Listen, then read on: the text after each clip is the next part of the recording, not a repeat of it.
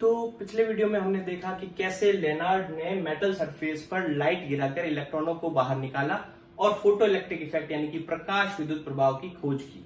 इसकी सक्सेस से एक्साइट होकर उनके दिमाग में कई सारे क्वेश्चंस और आने लगे, जैसे कि ये जो इलेक्ट्रॉन निकलते हैं उन इलेक्ट्रॉनों के नंबर कितने होते हैं, ठीक है, यानी कितनी संख्या में इलेक्ट्रॉन निकलेंगे, और दूसरा इनकी काइनेटिक एनर्जी कितनी होती है, यानी कि कितनी गतिज ऊर्जा होती है। ठीक है, साथ ही साथ उनके दिमाग में ये क्वेश्चन आ रहा था कि ये जो लाइट गिरती है उस लाइट की इंटेंसिटी यानी कि तीव्रता और लाइट की फ्रीक्वेंसी यानी कि आवृत्ति, वो दोनों नंबर ऑफ इलेक्ट्रॉन और काइनेटिक एनर्जी को कैसे इफेक्ट करती है। यानी कि देखो यहाँ इंटेंसिटी का मतलब क्या होता है, इंटेंसिटी का मतलब हम ले सकते हैं लाइट की ब्राइटनेस, मतलब जितनी ज्यादा लाइट में चमक होगी, ब्राइटनेस होगी, उतनी ज्यादा उसकी इंटेंसिटी होगी। जैसे 50 वाट का बल्ब जो है उसकी ब्राइटनेस कम होगी, 100 वाट का बल्ब उसकी ज्यादा होगी। ऐसे ही हम जो है ब्राइटनेस बढ़ाकर उसकी इंटेंसिटी को बढ़ा सकते हैं। और फ्रीक्वेंसी का मतलब होता है लाइट का कलर। ठीक है, तो डिफरेंट कलर की फ्रीक्वेंसी जो है वो अलग अलग होगी। ठीक है, इसे याद कैसे रख सकते हैं, जैसे हम जो है लाइट के स्पेक्ट्रम में एक वर्ड याद रखते हैं, विबग्योर। ठीक है, इस विबग्योर के ये विबग्योर जो है विजिबल स्पेक्ट्रम को बताता है। यहाँ ये violet, indigo, blue, green, yellow, orange, red, ठीक है, ये 7 कलर को शो कर रहा है। इसमें देखो वायलेट से जो पहले कलर आता है या पहले जो लाइट आती है जो हमें दिखाई नहीं देती उसे हम बोलते हैं अल्ट्रा वायलेट, और रेड के बाद में जो आती है वो होती है इंफ्रा रेड। ठीक है, इसके अलावा भी स्पेक्ट्रम होता है। अल्ट्रा वायलेट से पहले जो होता है वो होता है एक्सरे, और एक्सरे से पहले होता है गामा रे, और इंफ्रारेड के आगे होते हैं माइक्रोवेव और रेडियो वेव। लेकिन जो फोटो इलेक्ट्रिक इफेक्ट में लाइट का स्पेक्ट्रम काम आता है वो केवल अल्ट्रा वायलेट और विजिबल लाइट काम आती है। ठीक है, तो इसमें हमें ये ध्यान में रखना है कि जैसे जैसे हम यहाँ इस क्रम में आगे बढ़ते हैं वैसे वैसे फ्रिक्वेंसी डिक्रीज होती है, यानी सबसे ज्यादा फ्रिक्वेंसी जो है वो अल्ट्रा वायलेट की होगी, फिर जैसे जैसे हम आगे जाएंगे फ्रिक्वेंसी डिक्रीज होती जाएगी। ठीक है, तो फ्रिक्वेंसी चेंज करना मतलब हम कलर चेंज कर रहे हैं, और इंटेंसिटी चेंज करना मतलब ब्राइटनेस चेंज कर रहे हैं। तो ये दोनों चीजें चेंज करके नंबर ऑफ इलेक्ट्रॉन और काइनेटिक एनर्जी कैसे चेंज होती है वो ही इस पूरे वीडियो का टॉपिक रहेगा। तो हमारे एम को पूरा करने के लिए हमने ये प्रैक्टिकल सेटअप तैयार किया, जिसमें कांच की नली है, ठीक है, जिसमें वैक्यूम क्रिएट कर दिया गया है, हवा को पूरी तरह से बाहर निकाल दिया गया है, और यहाँ 2 मेटल की प्लेटें लगी हुई है। एक प्लेट जो है वो फोटो सेंसिटिव मटेरियल की बनी हुई होती है, यानी कि प्रकाश संवेदी पदार्थ की बनी होती है। इस पर जब लाइट गिरती है तो इजीली इलेक्ट्रॉन बाहर आ जाते हैं। इस पर विजिबल लाइट गिराकर यानी दृश्य प्रकाश गिराकर भी इलेक्ट्रॉन बाहर निकाले जा सकते हैं, जबकि नॉर्मल मेटल पर जो है अल्ट्रावायलेट लाइट गिराकर इलेक्ट्रॉनों को बाहर निकाला जाता है। क्योंकि इससे इलेक्ट्रॉन बाहर, इसलिए इसको नाम देते हैं एमिटर, और इससे एमिट होने वाले इलेक्ट्रॉनों को यहां पर कलेक्ट किया जाएगा, इसलिए इसको नाम देते हैं कलेक्टर।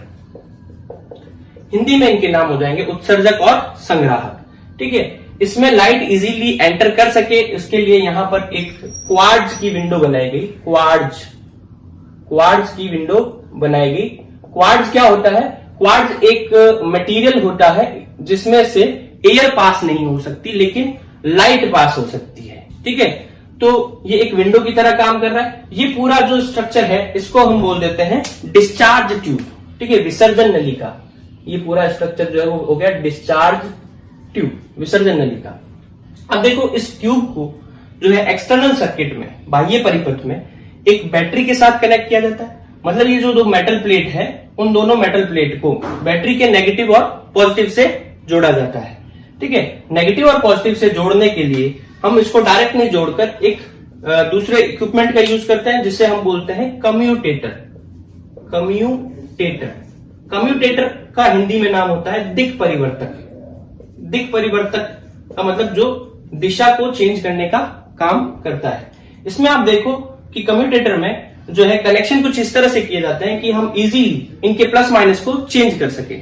जैसे आप देखो ये प्लेट ए है, ये प्लेट ए को यहां से शो कर रहे हैं, प्लेट बी को यहां से शो कर रहे हैं, और ये 1 जो है टर्मिनल 1 बैटरी का नेगेटिव है, इसको टर्मिनल 1 से शो कर रहे हैं, और ये इसको 2 से शो कर रहे हैं क्योंकि ये इससे डायरेक्ट जुड़े हुए। देखो ये 1 से जुड़ा हुआ इसलिए इसको 1 से शो कर दिया, 2 से डायरेक्ट जुड़ा हुआ इसलिए 2 से शो कर दिया। अब देखो, अगर हम 1 को A से कनेक्ट करें और 2 को B से कनेक्ट करें तो इसका मतलब क्या हो जाएगा कि ये टर्मिनल जो है वो नेगेटिव हो जाएगा और ये टर्मिनल पॉजिटिव हो जाएगा। अब अगर हमें इसे चेंज करना हो तो चेंज करने के लिए हम क्या करेंगे, यहां पर 1 को B से कनेक्ट कर देंगे और 2 को जो है A से कनेक्ट कर देंगे। तो 1 को B से कनेक्ट करते ये नेगेटिव हो जाएगा और ये पॉजिटिव हो जाएगा। तो ये डायरेक्शन चेंज करने के काम आता है, इसलिए इसको कम्यूटेटर यानी कि दिक् परिवर्तक कहते हैं। यहां सर्किट में वोल्टमीटर और अमीटर क्या काम आते हैं, ये वोल्टेज को मेजर करता है और ये करंट को मेजर करता है। लेकिन इनडायरेक्टली इससे हम जो है इलेक्ट्रॉन की ऊर्जा और इलेक्ट्रॉनों की संख्या को मेजर करेंगे। मतलब वोल्टमीटर इलेक्ट्रॉनों की एनर्जी को मेजर करेगा और अमीटर जो है इलेक्ट्रॉनों की संख्या को मेजर करेगा। देखते हैं कैसे। तो प्रैक्टिकल सेटअप पूरा करने के बाद में हम इसमें प्रैक्टिकल स्टार्ट करते हैं। तो प्रैक्टिकल स्टार्ट करने के लिए सबसे पहले यहाँ कनेक्शन करने होते हैं। तो कनेक्शन हमें किस तरह से करना है कि ये जो प्लेट है वो नेगेटिव से कनेक्ट हो और ये प्लेट पॉजिटिव से कनेक्ट हो। तो इसको नेगेटिव से कनेक्ट करने के लिए, ए को नेगेटिव से कनेक्ट करने के लिए 1 से जोड़ना पड़ेगा, ठीक है, और बी को पॉजिटिव से कनेक्ट करने के लिए 2 से जोड़ना पड़ेगा। तो ये कनेक्शन करने के बाद में फिर हम यहाँ पर क्या करते हैं, ये एक लाइट सोर्स है, मोनोक्रोमेटिक लाइट सोर्स है, एक वर्णी प्रकाश स्रोत है। मतलब इसमें से केवल एक कलर की लाइट निकलती है, एक टाइम में एक कलर की लाइट निकलती है। यहाँ पर 2 नॉब लगा रखी है जिससे हम इसकी फ्रीक्वेंसी यानी आवृत्ति और इंटेंसिटी यानी कि तीव्रता को बदल सकते हैं। यहाँ पर फ्रीक्वेंसी मतलब इसका कलर चेंज करेंगे, इंटेंसिटी मतलब इसकी ब्राइटनेस यानी कि चमक चेंज करेंगे। ठीक है, तो हमारे पास वेरिएबल 3 है। हम फ्रीक्वेंसी को चेंज कर सकते हैं, इंटेंसिटी को चेंज कर सकते हैं और यहाँ जो बैटरी लगा रखी है उसकी वोल्टेज को चेंज कर सकते हैं। लेकिन शुरू में हम वोल्टेज और इंटेंसिटी को कांस्टेंट रखते हुए केवल फ्रीक्वेंसी को वेरी करते हैं और फ्रीक्वेंसी को लो से हाई की तरफ बढ़ाते हैं। मतलब सबसे लो फ्रीक्वेंसी जो है वो किसकी होगी, रेड की। हमने पढ़ा था कि ये विबग्योर वाला क्रम हमें ध्यान में रखना है। तो रेड की फ्रीक्वेंसी सबसे लो है, इस तरफ जैसे जैसे जाएंगे फ्रीक्वेंसी बढ़ती जाएगी। ठीक है, तो हमें रेड से ऑरेंज, येलो, ग्रीन, ब्लू इस तरफ आगे बढ़ना है। ठीक है, तो हम ऑब्जर्व करते हैं, जैसे मान लो कि किसी एक कलर पर, जैसे शुरुआत में रेड लाइट हमने गिराई, इसमें अमीटर में कोई करंट नहीं आया। रेड के बाद में ऑरेंज गिराई, कोई कलर नहीं, कोई करंट नहीं आया। फिर येलो में भी कोई करंट नहीं आया। जैसे ही ग्रीन लाइट गिरी तो इसको ग्रीन सिग्नल मिल गया और यहाँ करंट फ्लो होने लग गया। तो करंट क्यों फ्लो हुआ, क्योंकि इसमें से इलेक्ट्रॉन निकलने स्टार्ट हो गए और वो इलेक्ट्रॉन निकलकर इस प्लेट तक पहुंचे, सर्किट पूरा हुआ, करंट फ्लो होने लग गया। ठीक है, तो हमने ऑब्जर्व किया कि किसी एक पर्टिकुलर फ्रीक्वेंसी की लाइट पर ही जो है इलेक्ट्रॉन इजेक्ट होते हैं और वो पर्टिकुलर फ्रीक्वेंसी जो है वो क्या कहलाती है, थ्रेशोल्ड फ्रीक्वेंसी यानी कि दहली आवृत्ति। तो हमारा फर्स्ट ऑब्जर्वेशन आप ये नोट कर लें या स्क्रीनशॉट ले लें। तो अब नेक्स्ट स्टेप में हम क्या करते हैं कि सर्किट पूरा कंप्लीट होने के बाद में यहां जब करंट फ्लो होना स्टार्ट हो जाता है तब हम क्या करते हैं, यहां फ्रीक्वेंसी और इंटेंसिटी इसको फिक्स कर देते हैं। लाइट की फ्रीक्वेंसी और लाइट की इंटेंसिटी यानी कि उसकी आवृत्ति और उसकी तीव्रता को तो फिक्स कर देते हैं और सर्किट में वोल्टेज को वेरी करना स्टार्ट करते हैं, वोल्टेज को बढ़ाना स्टार्ट करते हैं। जैसे जैसे वोल्टेज बढ़ाएंगे वैसे वैसे इसमें करंट भी बढ़ेगा। ठीक है, और फिर हम इनके बीच में एक रिलेशन निकालते हैं कि भाई करंट और वोल्टेज का ग्राफ जो है वो किस तरह से आता है। तो ऑब्जर्व करते हैं कि ग्राफ जो है वो कुछ इस तरह का ग्राफ ऑब्जर्व होता है। अब इस ग्राफ से हम क्या एनालिसिस निकालते हैं आइए देखते हैं। तब तक आप ये सेकंड।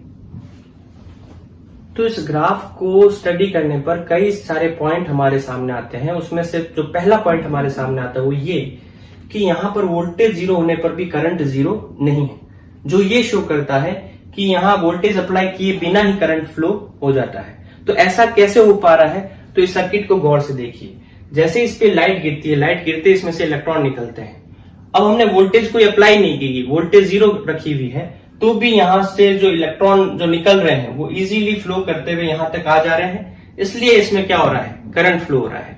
तो इसका मतलब ये यहाँ जो इलेक्ट्रॉन निकलते हैं उनके पास में पहले से ही काइनेटिक एनर्जी होती है यानी कि गतिज ऊर्जा होती है, जिसकी वजह से वो मूव करते हुए यहां तक आ जाते हैं, मतलब अपने दम तक यहां पर आ जाते हैं, उन्हें किसी वोल्टेज की जरूरत नहीं होती।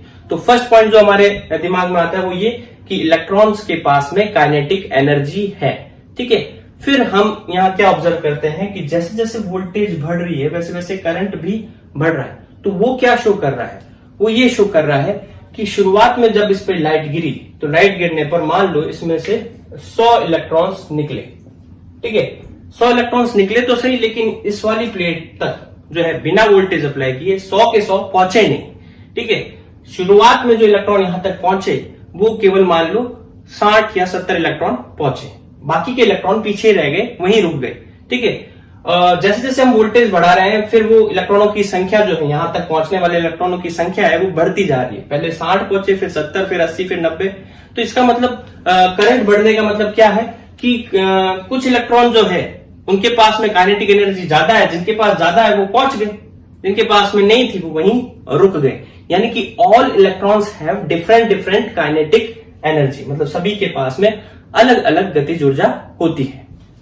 तो तीसरा पॉइंट हम क्या ऑब्जर्व करते हैं कि वोल्टेज बढ़ाते बढ़ाते हम एक ऐसी वोल्टेज पर पहुंच जाते हैं जहां पर करंट बढ़ना बंद हो जाता है, मतलब करंट फिक्स हो जाता है। ऐसे करंट को हम बोलते हैं सैचुरेशन करंट, यानी कि संतृप्त धारा। ठीक है, तो यहां पर ये करंट जो है वो सैचुरेट क्यों हो गया? आप देखो, यहां मैंने आपको बताया कि जैसे लाइट गिरती है तो मान लो 100 इलेक्ट्रॉन निकलते हैं, तो 100 में से जब हमने वोल्टेज नहीं लगाई थी 100 में से 60 ही वहां तक पहुंच रहे थे। जैसे जैसे हम वोल्टेज बढ़ाते जा रहे थे, यहां पर ये बैटरी इसके टर्मिनल को नेगेटिव कर रही है और इसको पॉजिटिव कर रही है। तो जो इलेक्ट्रॉन निकल रहे हैं उन इलेक्ट्रॉनों को ये नेगेटिव धक्का दे रहा है और ये पॉजिटिव अपनी तरफ खींच रहा है, तो मतलब ये इलेक्ट्रॉनों की एनर्जी को बढ़ा रहे हैं। ठीक है, तो 60 में से जो 40 वहां पर सुस्त बैठे थे, उस सुस्त को ये धक्का देकर इधर भेजने की कोशिश करता है। तो शुरुआत में 40 में से 20 जाते हैं।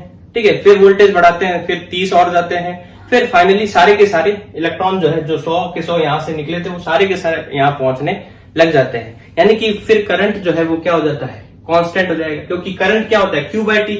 ठीक है, तो Q जितना आना था वो तो आ गया।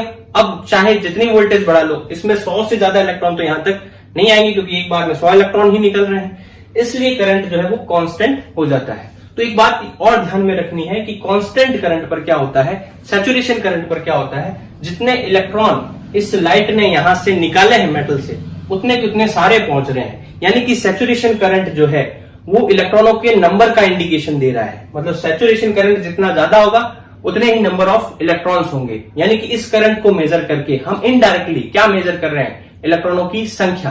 तो इलेक्ट्रॉनों की संख्या कहां से मेजर होती है, सैचुरेशन करंट से। देखो, फिर इस ग्राफ में हम क्या ऑब्जर्व करते हैं कि यहां अगर हम इस सर्किट में जो है ये पोलैरिटी चेंज करते, कम्यूटेटर का यूज करते हुए इसकी जो ध्रुवता है वो बदलते। पोलैरिटी चेंज करने का मतलब प्लस को माइनस, माइनस को प्लस कर दे। कैसे? पहले हमने कनेक्शन कर रखा था फर्स्ट का A से और 2 का B से, अब हम कनेक्शन चेंज करते। कनेक्शन कैसे करते? फर्स्ट का कनेक्शन करते हम B से और सेकंड का कनेक्शन करते A से। तो क्या होगा, फर्स्ट यानी कि नेगेटिव ये जुड़ जाएगा B से, तो ये प्लेट नेगेटिव हो जाएगी और दूसरी वाली प्लेट जो है वो पॉजिटिव हो जाएगी। तो जैसे ये होगा, अब यहां पर जो वोल्टेज है बैटरी की वो क्या काम कर रही है, ये प्लेट अगर पॉजिटिव हो गई और ये नेगेटिव हो गई, तो जो इलेक्ट्रॉन यहां से निकल रहे हैं उन इलेक्ट्रॉनों पर ये अट्रैक्टिव फोर्स लगाएगी, वापस उसको अपनी तरफ खींचेगी और ये उसको धक्का मारेगी। तो ये इलेक्ट्रॉन अब इधर जाने की बजाय वापस इधर जाने की टेंडेंसी रखेंगे। ठीक है, लेकिन इनके पास काइनेटिक एनर्जी है, गतिज ऊर्जा है, तो ये जैसे तैसे करके इधर आने की कोशिश कर रहे हैं, लेकिन नदी का बहाव इनके विपरीत है, मतलब जो बैटरी की वोल्टेज है वो जस्ट इनके अपोजिट डायरेक्शन में है। तो ये जिनके पास एनर्जी ज्यादा होगी वो तो यहां तक पहुंच जाएंगे, जिनके पास एनर्जी कम होगी वो वहीं रुक जाएंगे। तो जैसे जैसे वोल्टेज बढ़ाएंगे वैसे वैसे करंट जो है वो कम होने लग जाएगा और इलेक्ट्रॉन रुकने लग जाएंगे। और यहां पर जैसे जैसे वोल्टेज बहुत ज्यादा बढ़ा देंगे तो एक पर्टिकुलर वोल्टेज पर क्या होगा, सारे के सारे इलेक्ट्रॉन यहीं रुक जाएंगे, यहां से वहां नहीं जा पाएंगे। ठीक है, उस वोल्टेज को यहां नेगेटिव साइन से शो करते हैं, उसको बोलते हैं हम स्टॉपिंग पोटेंशियल। स्टॉपिंग पोटेंशियल मतलब निरोधी विभव, ऐसी वोल्टेज जो इलेक्ट्रॉनों को वहीं पर रोक दे उसे हम स्टॉपिंग पोटेंशियल कहते हैं। तो इसकी एग्जैक्ट डेफिनेशन क्या होगी वो हम नोट करते हैं, पहले आप इसका स्क्रीनशॉट ले लो।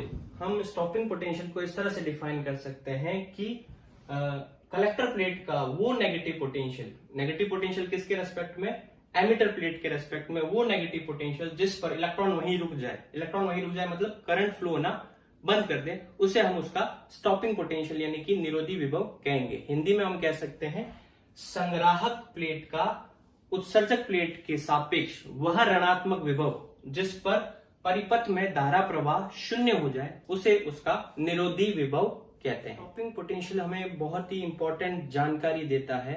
क्या जानकारी देता है? देखो, पोटेंशियल क्या होता है वो हमें समझना पड़ेगा। पोटेंशियल या पोटेंशियल डिफरेंस की क्या डेफिनेशन होती है कि यूनिट चार्ज को एक टर्मिनल से दूसरे टर्मिनल तक ले जाने में किया गया वर्क डन, किया गया कार्य। ठीक है, तो पोटेंशियल डिफरेंस को हम W बाय Q लिख सकते हैं। तो W बराबर में क्या हो जाएगा? Q into V naught. ठीक है, यहाँ Q इलेक्ट्रॉन पर चार्ज है इसलिए उसको E लिख दिया। तो वर्क डन जो हो रहा है यहाँ पर किसके लिए वर्क डन? स्टॉपिंग पोटेंशियल के लिए। मतलब स्टॉपिंग पोटेंशियल जो वर्क डन कर रहा है, स्टॉपिंग पोटेंशियल क्या काम कर रहा है? इलेक्ट्रॉनों को रोक रहा है। तो वो इलेक्ट्रॉनों को रोकने के लिए कितना काम कर रहा है? E V naught. V naught क्या है? स्टॉपिंग पोटेंशियल की वैल्यू है। ठीक है, तो इतना कार्य कर रहा है। तो जितनी ज्यादा इलेक्ट्रॉन के पास में एनर्जी होगी स्टॉपिंग पोटेंशियल को उसको रोकने के लिए उतना ही वर्क करना पड़ेगा। अगर कोई फास्ट मूविंग है तो पोटेंशियल हमें ज्यादा बढ़ाना पड़ेगा। अगर एक स्लो मूविंग इलेक्ट्रॉन है उन्हें रोकने के लिए हम कम पोटेंशियल पर काम चला सकते हैं। लेकिन अगर बहुत तेज इलेक्ट्रॉन जा रहे हैं तो उन्हें रोकने के लिए ज्यादा पोटेंशियल लगाना पड़ेगा। इसका मतलब जितना वर्क डन है वो वर्क डन उनकी काइनेटिक एनर्जी में चेंज के बराबर होता है। ये हम जो है 11th में थ्योरम भी पढ़ते हैं, वर्क एनर्जी थ्योरम। तो जो यहाँ पर वर्क डन है वो इलेक्ट्रॉनों की काइनेटिक एनर्जी में चेंज लाएगा। तो इलेक्ट्रॉनों की काइनेटिक एनर्जी पहले E थी, फिर 0 हो गई, तो चेंज कितना आया? E। ठीक है, तो ये ईवी नॉट जो है वो किसके बराबर होगा? काइनेटिक एनर्जी के बराबर हो जाएगा। तो एक्चुअल में हम पोटेंशियल को मेजर करके क्या मेजर करते हैं? इलेक्ट्रॉनों की काइनेटिक एनर्जी। तो ये हमें इलेक्ट्रॉनों की काइनेटिक एनर्जी के बारे में इंफॉर्मेशन दे रहा है और ये हमें जो है इलेक्ट्रॉनों के नंबर के बारे में इंफॉर्मेशन दे रहा है, जो हमारा शुरू से एम था। तो हमें नंबर कहां से मिलेंगे? सैचुरेशन करंट से मिलेंगे। और काइनेटिक एनर्जी कहां से मिलेगी? स्टॉपिंग पोटेंशियल से मिलेगी। क्लियर है? अब हम क्या करते हैं, करंट और वोल्टेज के लिए ग्राफ प्लॉट करते हैं, लेकिन लाइट की अलग अलग इंटेंसिटी पर। मतलब एक बार हमने लाइट की कोई एक फिक्स इंटेंसिटी ली और करंट और वोल्टेज में ग्राफ प्लॉट किए। फिर हमने लाइट की इंटेंसिटी को चेंज किया, दोबारा हमने करंट और वोल्टेज में ग्राफ प्लॉट किया। ऐसे इंटेंसिटी को फिर चेंज किया, फिर दोबारा ग्राफ प्लॉट किया। जैसे मान लो कि पहले हमने जो है I1 इंटेंसिटी ली, मान लो I1 I0 है, I2 2I0 है और I3 3I0 है। मतलब इंटेंसिटी पहले हमने I0 रखी, ग्राफ प्लॉट किया, उसकी दुगनी की, फिर ग्राफ प्लॉट किया, फिर तिगुनी की, फिर ग्राफ प्लॉट किया। तो ग्राफ हमारे पास कुछ इस तरह से आए।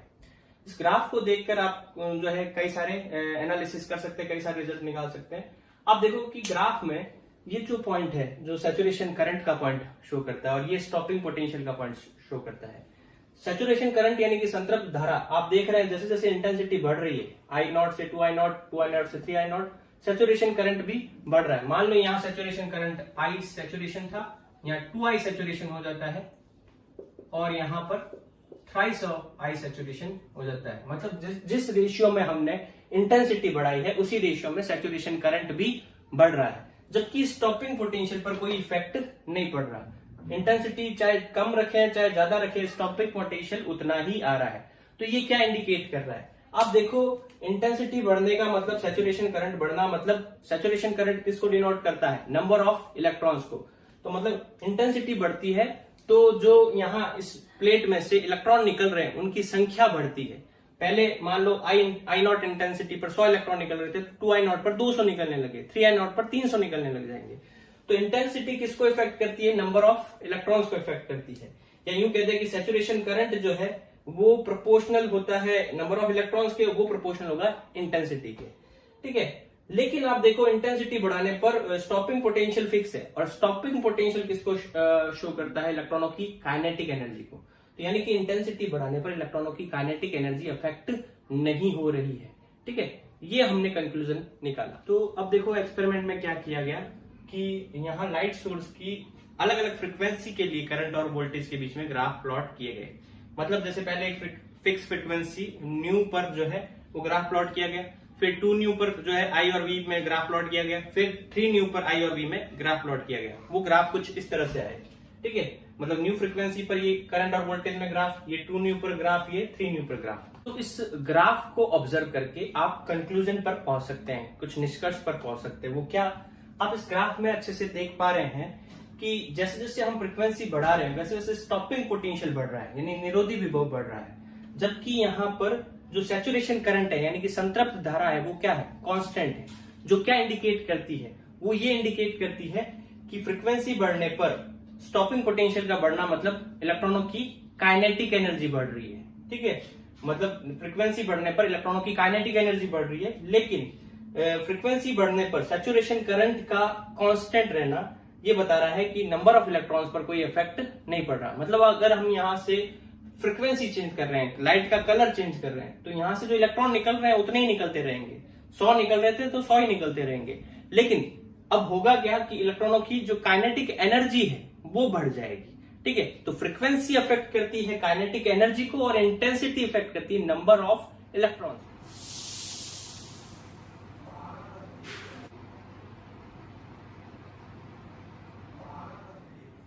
दिए गए क्वेश्चन में आप देखें कि 3 ग्राफ दिए हुए हैं आपको।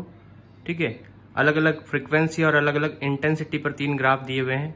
आपको इनकी फ्रीक्वेंसी और इंटेंसिटी के बीच में रिलेशंस निकालने हैं कि जो ये न्यू1 न्यू2 न्यू3 इनमें क्या रिलेशन होंगे और I1 I2 I3 में क्या रिलेशन होंगे। न्यू1 न्यू2 न्यू3 जो है इनकी फ्रीक्वेंसी यानी कि आवृत्ति है, I1 I2 I3 इनकी इंटेंसिटी यानी कि तीव्रता है। ठीक है, तो आपको ये 4 ऑप्शन दिए हुए, इन 4 ऑप्शन में से कोई एक आंसर सही है वो आप कमेंट सेक्शन में लिखें। तो एक्सपेरिमेंट के ऑब्जर्वेशन से फोटो इलेक्ट्रिक इफेक्ट के ये 4 लॉ बनाए गए।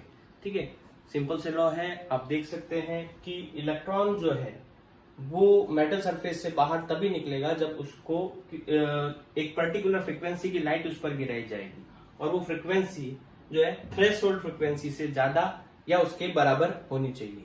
अगर लाइट की फ्रीक्वेंसी थ्रेशोल्ड फ्रीक्वेंसी से कम है, ठीक है, तो चाहे मर्जी जितनी इंटेंसिटी की लाइट गिरा दो, चाहे जितनी ब्राइट लाइट गिरा दो, इलेक्ट्रॉन बाहर नहीं आएंगे। इलेक्ट्रॉन बाहर केवल थ्रेशोल्ड फ्रीक्वेंसी से ज्यादा फ्रीक्वेंसी पर बाहर आते हैं, यानी कि इलेक्ट्रॉन दहली आवृत्ति से ज्यादा आवृत्ति पर ही बाहर आते हैं।